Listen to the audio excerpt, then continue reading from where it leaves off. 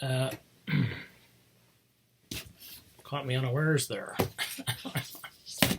It's like the Friendly Giant. I gotta get out my chairs. And here's a little rocker for somebody who likes to rock. Do you remember that? Friendly Giant? Oh man.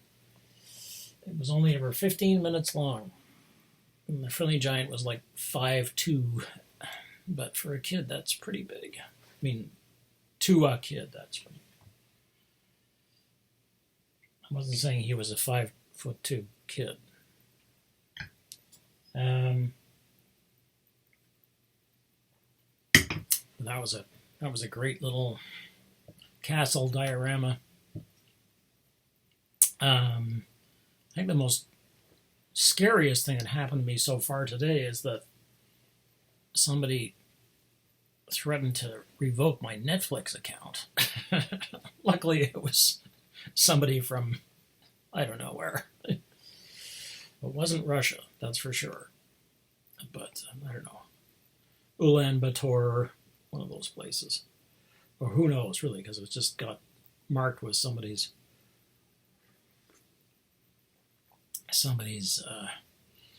weird, some domain that they could post, put off on. Some people are like too busy surviving to be suing internet trolls for using their domain in vain.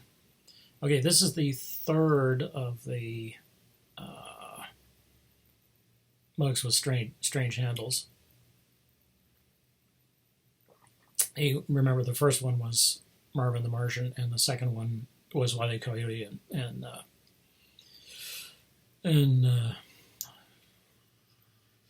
Roadrunner, and this is Elmer and Bugs on the handle, and there's Daffy, who's making the footprints that Elmer is following. If you're familiar with there are 4 different cartoons that are focused on the problem of Elmer trying to figure out which one to shoot, and them having a fight as to whether it's rabbit season or duck season. And the best of them, for me, the best of them is Duck, Rabbit, Duck. Because a friend of mine, we sat down one afternoon and we got them all out. They were on different. This was on videotape back in the day, and we figured out which ones. So we watched them all, and I was like, "What do you think?" And so we had a discussion over it. Which one was the best? And for me, Duck, Rabbit, Duck is the best because this is the one where Daffy recognizes, because he and Bugs get into a patter, and it's very much based on Groucho, and Groucho's this amazing scene in A Day at the Races where Groucho is trying to put $2 on Sunup, who's the favorite, and Chico gets him at the track, and just as he's at the betting window, and he says, "Hey, boss, don't you want a tip?" And he says, "You're going to give me a tip? I'm going to bet." And because Groucho is off on the mark for Chico, which is one of those interesting things. Groucho usually is the sort of master of language, but Chico is the better dealer. Chico is the better con artist. So Chico says,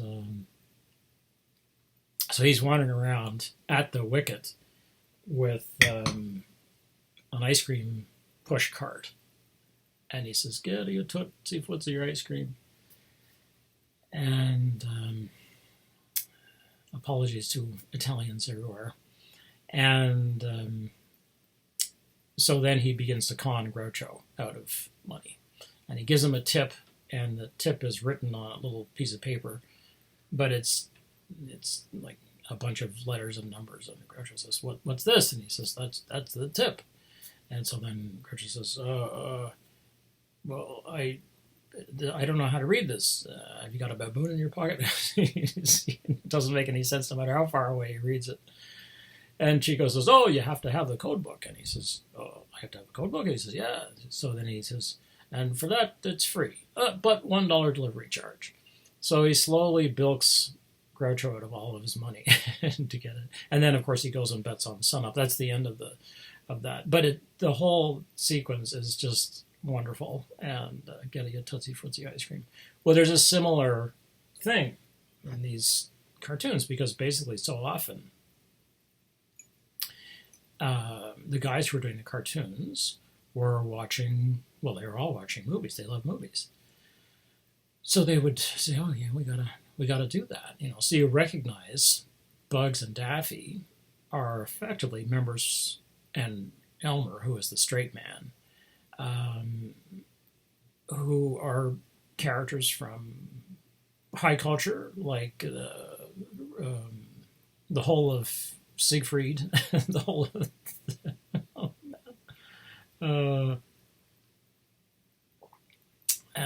which they do, which was an amazing piece of design. And they do Siegfried in 7 minutes, the whole of the ring cycle in 7 minutes. And the horse is amazing. It's this huge horse with these little tiny legs. It's a very buxom horse. And Bugs, of course, plays Brunhilde with the wig. There's all that cross-dressing. Oh my goodness. Anyway, so the boys on Termite Terrace, as they called it, was the Warner Brothers, Chuck Jones and McKimson, and oh man, all the other geniuses that there were. McKimson was really something else. His cartoons are just wow. They're sharp. They're up there. We're looking at. They're like, hey, we can do Groucho. There's a patter routine that goes back and forth between Bugs and Daffy, where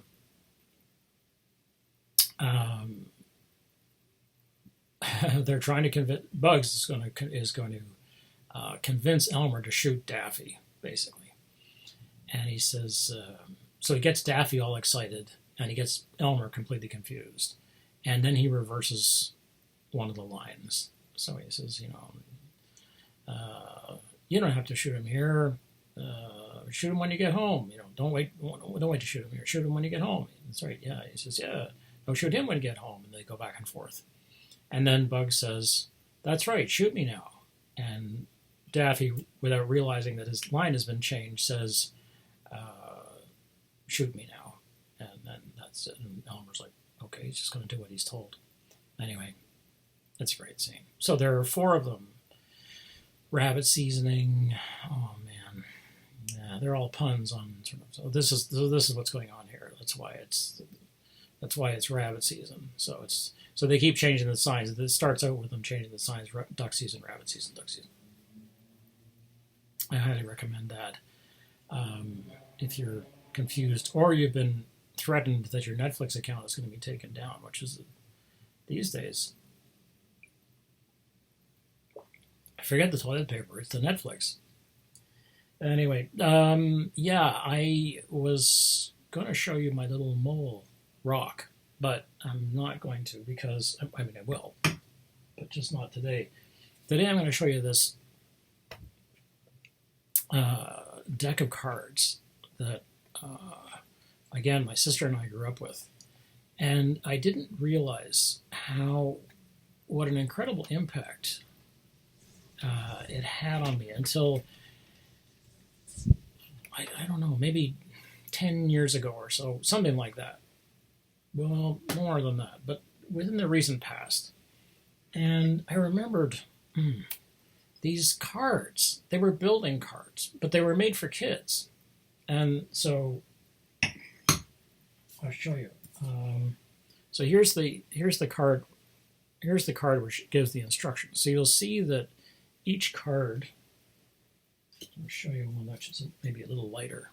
Okay, so here's a light one, and you can see against the dark of my sweater that it has a pre-cut slot here. So there are 6 pre-cut slots. So when you want to build cards, you can actually make a house of cards, and it'll stand, especially if you put them together. Right? If you put them together properly, they go together like this, right? And you can see, or you could, if you, geez, you could make a wall, and if you had enough cards, and each card has 6 slots, so the cards may be joined in many different ways, 6 of which are illustrated. So you can join them. You can join them this way, and this way, and so on. Yeah, you get the idea. So you can build stuff. But each one of the cards is actually individual.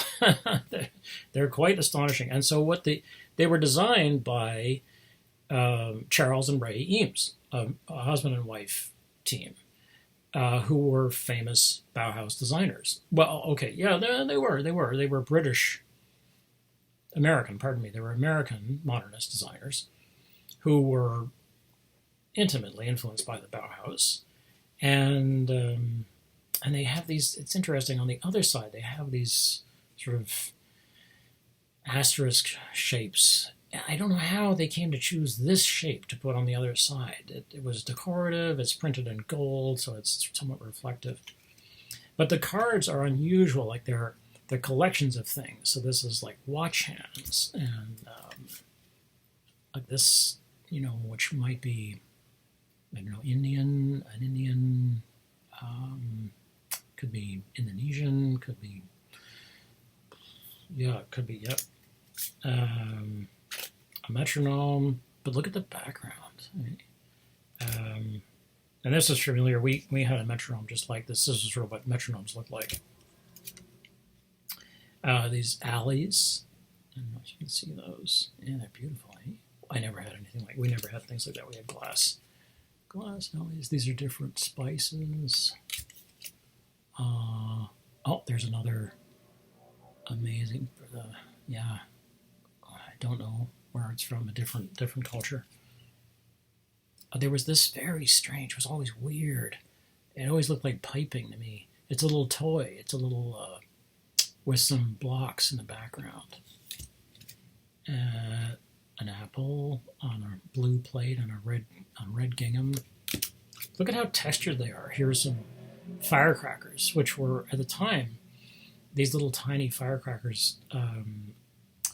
We called them Chinese firecrackers. But you separated each one. You were like, you untangled that. You weren't going to let off a whole bunch of those at once. That wasn't any fun. And I remember these. I never knew what they were. Oh, they're tassels, right? Look at those now. These little cars, little metal cars, stamped metal cars. So there's a whole deck of these. And the thing about them is that they had the strangest effect on... like they're so textured, and I very much associate them with being a child and playing on the floor,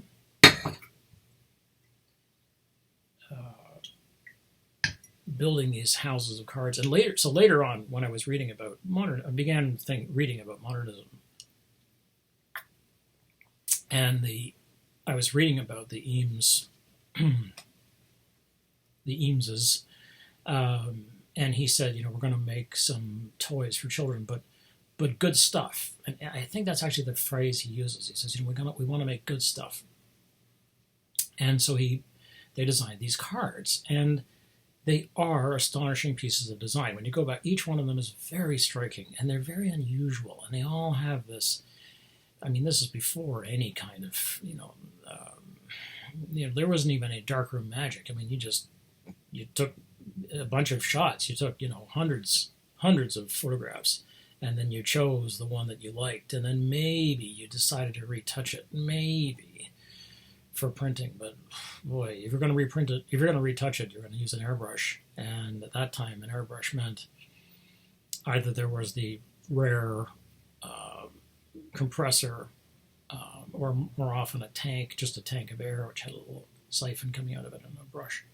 The airbrush is actually just a piece of metal. Well, not just. It's actually very complex, and it has a trigger on it, and you push down on the trigger, you pull back. You push down, you get more ink. You pull back, you get more air. Oh boy, what I learned the more I did graphic design and the more I learned, essentially had to learn hand skills, the more I learned that the simpler the tool, the longer it was going to take me to learn it. A tool which was very complex probably had the it probably worked relatively well in the sense that if you think about, I don't know, something like I'm thinking these days about a cutting compass where you put a pin in and the arm goes around, and it's relatively foolproof. I mean, it's a pretty easy way to cut something. When I learned when we were at art school and we were doing, they'd say, okay, go and cut out 300 circles, and they had to be right, they had to be good. You sharpened up your cutting point, you put it in a compass, and then you did it by hand. And they had to be small circles, so that was tough because you're moving at the top of the compass points are close together. It's not this big open thing. So you had to make the circle once, twice, maybe 3 times before you went through the card stock. So you got good with those things. A ruling pen, which is ruling pens are really neat. Basically it's like a little beak, and it's 2 little beak parts that come together.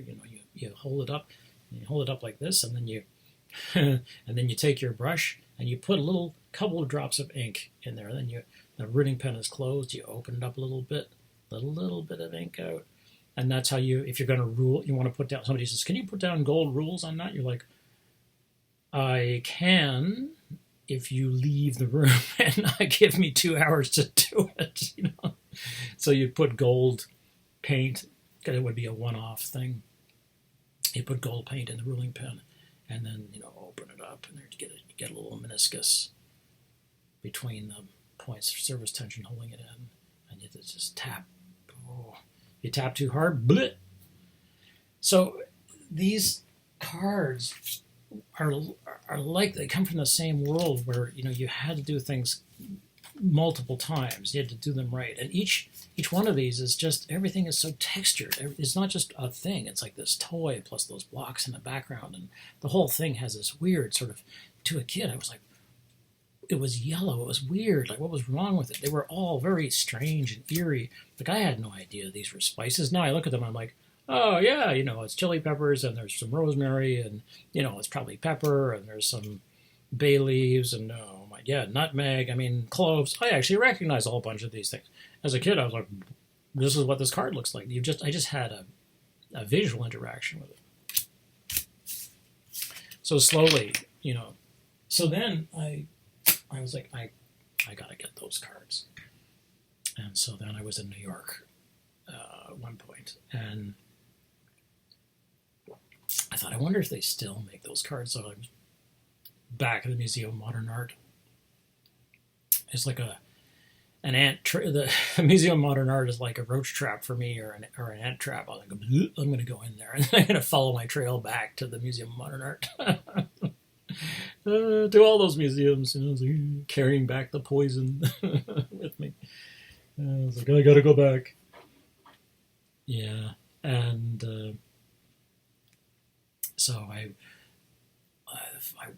was a terrible tourist moment. I was like, the hell with the museum. I got to go right to the store. I went I bypassed all the artwork, whatever, later for that, priceless, amazing pieces of art.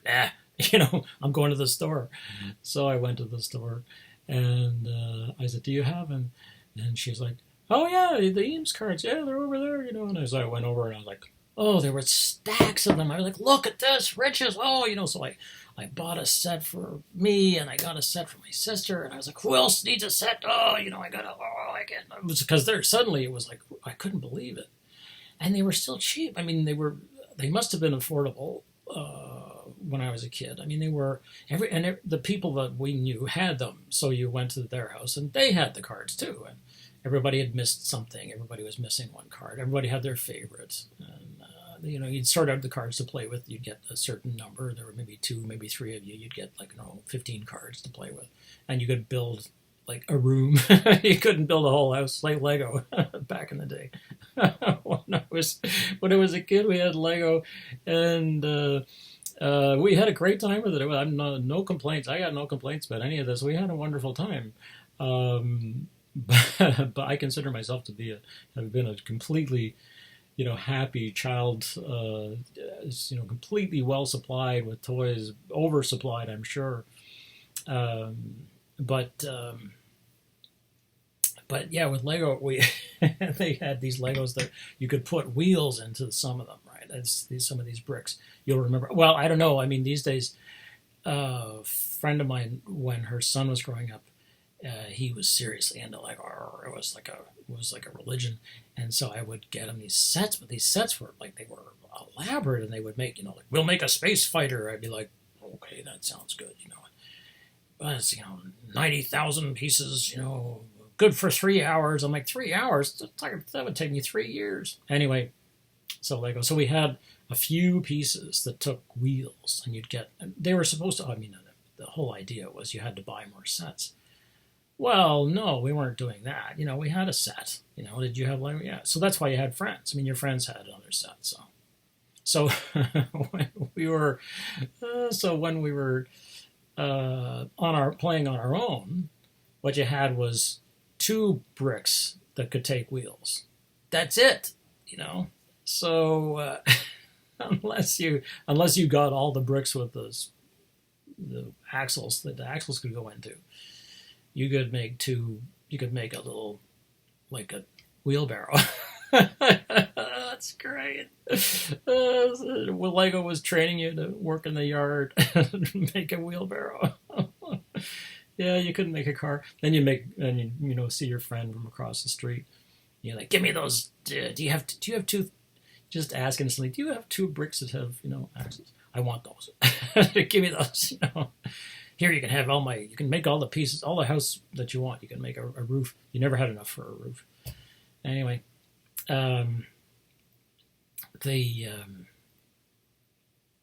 this time that I was in New York and I was thinking about artwork, I had begun to work. This was in 2006, I guess it was, after I finished my last book, my book at the time I was writing at the time, and I began to design or plan a book that would be about images and war. And so I began to sort of collect material and resources, and the way you do when you're getting ready to write, you're beginning the process of writing. You would go to the library and you look online and you read the newspapers and you put the word out. People pass stuff along. They're like, oh yeah, you're looking for this. Pass things along. And people who were in the workhorses, the workhorse at the time, I didn't have the other course, they would be like, hey, you're interested in this? Hey, check this out. So that was very useful. And so then I was in New York, and we thought about going to the Brooklyn Art Museum. And we were on Manhattan, which is where I go when I go to New York.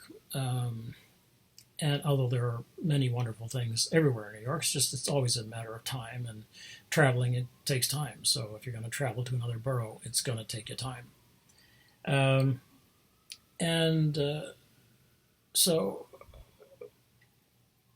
we thought, well, we'll go to Brooklyn. I was like, no, let's stay here. Let's stay on the island, and we'll do this and this. And the time we're going to take us going to go to Brooklyn. Well, it just shows you just how what a pig I am about just how it's like I was like, nah, I know that you want to do this, but it's not really that interesting, and you'll be much more interested in this over here, which is something I want to do. Yeah, you'll right you're convinced, right? Yeah, very very patient fellow traveler. So then I went to sit down and read. We were in the hotel room.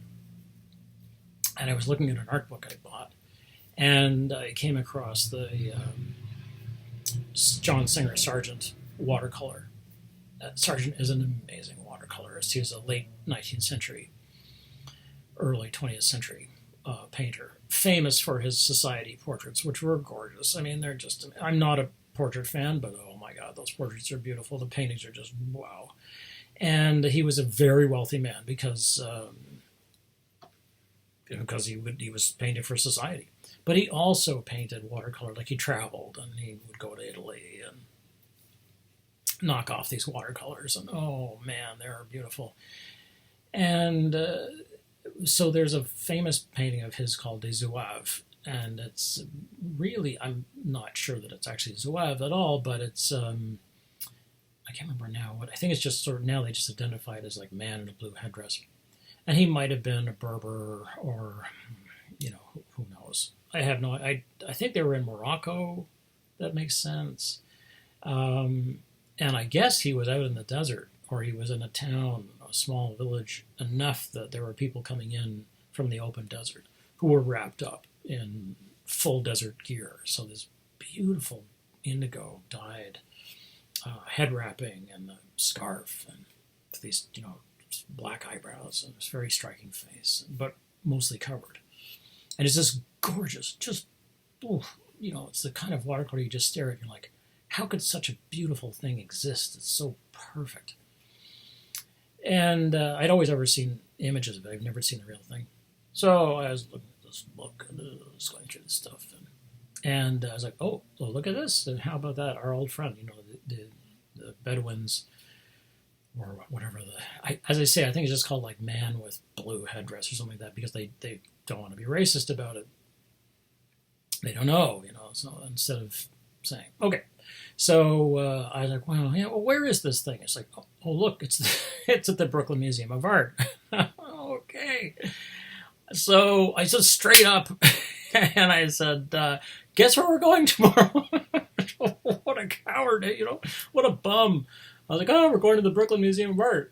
And my traveling partner was like, okay, whatever you want. I'm like, all right, so it was very, as I say, a very patient, very patient person, prepared to take my eccentricities. Anyway, so the next morning off, so I figured out how to get there, and because this was before smartphones, so you still had to follow maps, and as good as those maps are for the underground, which is a huge piece of design itself for the New York Underground, and they're good.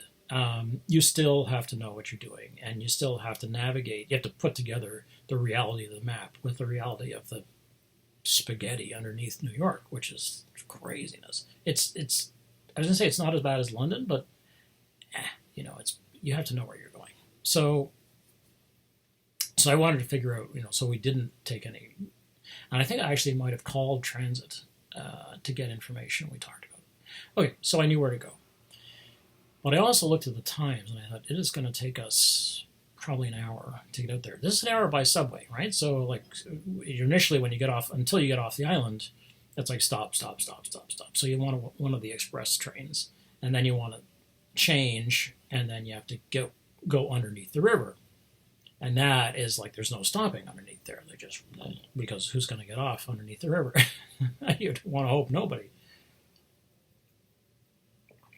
I'm sure there are people living under there, but they probably had to walk. Oh, I can't believe it. I mean, maybe there are. God knows. Anyway, so we got on the train. And, an hour and 10 minutes later, we got up. We came out above ground at the Brooklyn Museum of Art stop in Brooklyn. And it's a sweet little museum. I mean, it's great. Like in any town, it would be amazing. But in New York, you're like, oh, that's a nice little museum. It only took us 5 hours to go through there. So we saw everything. And I was like, I'm going to see the Sargent and, amazing. And so we worked our way through sort of the older stuff, and then we got to the newer stuff. And this is really where that's my jam. It's like this American modernism, late 19th century, early 20th century painting. So Winslow Homer from the early stuff, and then into the new stuff, Sheeler, Hopper, Diego Rivera, Frida Kahlo, Georgia O'Keeffe, the usual sort of suspects, George Bellows. And then because it's in Brooklyn, they also have paintings by people of color, and that's there. And there's a whole museum of African American art, which we didn't get to. That's New York for you. So we were getting into the, this is about it. That's just around now. We should be hitting Sargent, and and there. And there was amazing painting. And so, wow, look at this. But the whole time I was thinking, dessert is coming, ha ha ha ha. And we got through the whole museum. And I'm like, no, I can't believe it. They don't have it on the walls. That can't be. So I went down, I went downstairs and I said, can I talk to a curator? And this is unusual. Well, it's not the kind of thing I've ever done before. But at this point I was like, well, I'm a full professor and I'm a writer and I'm an academic. I mean, this is what being an academic is about. So I said to them, is it possible I could talk to a curator? They were like, yeah, you could talk to a curator. Who are you? And I'm like, well, I'm a Canadian professor. I teach, and I write about war. I'm writing this book about images of war. And they were like, oh, yeah, we'll find somebody. We'll send them down right away. Oh, well, okay. So we stood around, and about 8 minutes later, down came a curator. And she was very nice and very helpful. And I said, this is who I am, yada, yada, yada. And she said, oh, pleased to meet you. And we exchanged cards. And I said, I hate to ask you this, but I was hoping that the Sergeant Zouave would be up on the wall. And she said, oh, yeah, sometimes we have that up, but it's not up at the moment. And I said, no, that's right. I'm disappointed. And she said, and she said, well, we can pull it for you. And I was like, oh, could you? It's like, I was like, oh, yeah, it's good to be the king. Like, this is wonderful, right? And she said, but I need 24 hours because I have to go into the storage. I have to go into storage. I've got to get it. And can you come back tomorrow? And I was like, oh, now you're really stuck, right? Because I'm like, wait, we have to go back. And then the next day we've got to come back and then go back. So it's like, we're going to lose 4 hours of traveling time.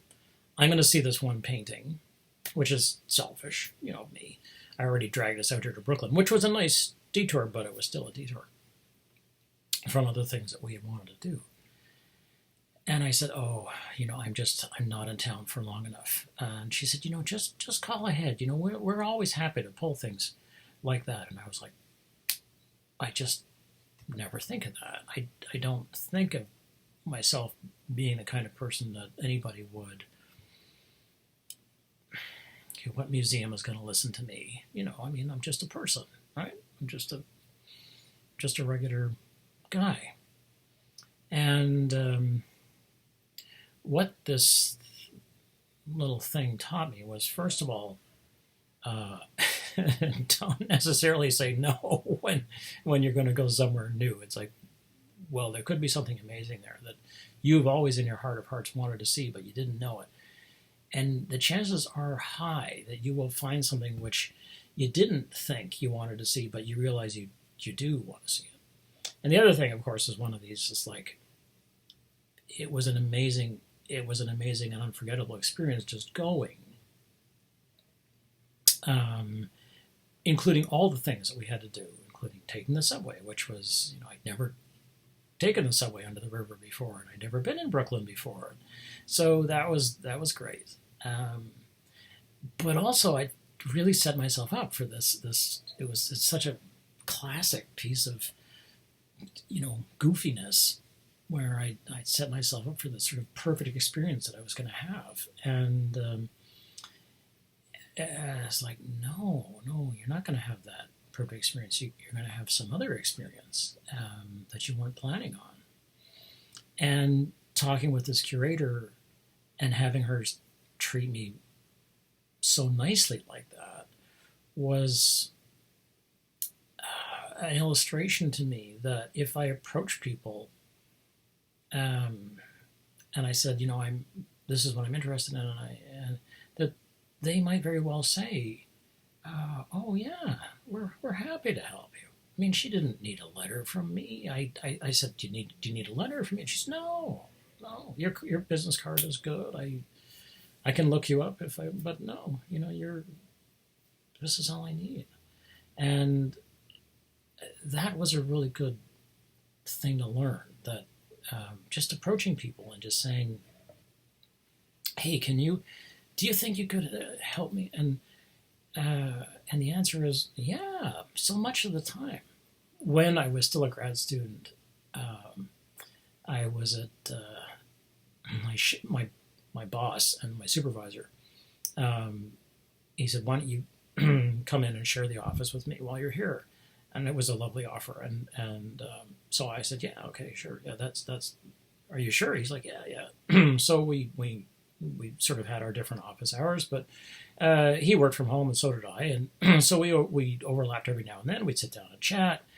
We'd go out for lunch or for tea or whatever, talk about teaching or whatever was going on, gossip, the usual, the usual terrible stuff that academics do, and so he. So the phone would ring, and I would pick it up when I was there because we didn't have voicemail, and the phone system was old. Yeah, we had the internet. Interesting enough, at York, they paid for. As a grad student, I had an internet account. Now this was in the early '90s, so I'm telling you, and that was hardcore. But they didn't computerize and update the phone system, so it was still big handsets with dials and things like that. Well, actually, no, it was a push button. Anyway, so the phone rang one day. I was sitting in the office, and I got a person. This is one of the people in the main office, and she said, "Hey Tim, can you take this phone call for me? It's a guy who wants to talk about I can't remember what it was, transcendentalism." I was like, "Yeah, sure, yeah." She said, "Well, normally Bob, my supervisor, would have done that." So I said, "Okay." So they put the phone call through. So I got this guy, and he said, "Hi, I'm blah, blah, blah." And I said, "So what do you do?" And he said, "Well, I'm at night school getting my high school diploma. I'm a contractor, a building contractor." And I said, "Oh, okay, cool." And I'd gone to night school, so I was familiar with that and very supportive of it, and made it possible for me to go to school. And he said, "Yeah, I've always wondered." So when they say transcendentalism, and then he asked me some question about Thoreau or Emerson or transcendentalism or Edgar Allan Poe or Hawthorne, something like that. And I said, "Oh, that's a really interesting question. Well, this would be my answer." I said, "But you have to understand, I'm not a professor, right? I'm a grad student." He's like, "No, no, that's good enough for me." I'm like, "Okay." So we had a discussion. And so later on, Bob came in and I said, "Hey, you had a phone call from a guy who wanted to talk." He said, "Oh, it's very common." I said, "Very common?" He said, "Yeah, yeah. People just sort of wander in sometimes, and they say, can we talk about this poem? I've never understood this Emily Dickinson poem." I'm like, "Yeah, join the crowd. I don't understand it either. Let's sit down together and struggle with these 4 lines that Emily Dickinson wrote with all those bloody dashes." You're like, "Oh, what does it mean?" And it was this. I was like, "This is great. People are just call up, and this seems to be." Well, I don't know if it's not true anymore, I'm sure, with the web, but the university was sort of like this resource that you could, well, this is my sort of, this is my thing, is that the world is probably more open to us than we think it is. We assume that there's a fortress around everything, but there isn't. People are delighted to talk about what they do and their specialty and what's important to them. And just in the same way that if somebody said to you about the most important thing in your life, "Hey, tell me about you love bicycle riding? Tell me about what it's like to fix a bike when you're on the road." And you're like, "Oh, yeah, I had this really interesting," and then you tell the person the story. So I think for some curators, especially, that's why they're there. They live to share this stuff. So I think it's really important to remember that the world is a much, much more open place than we may think it is. Don't get bamboozled by some kind of fortress paranoia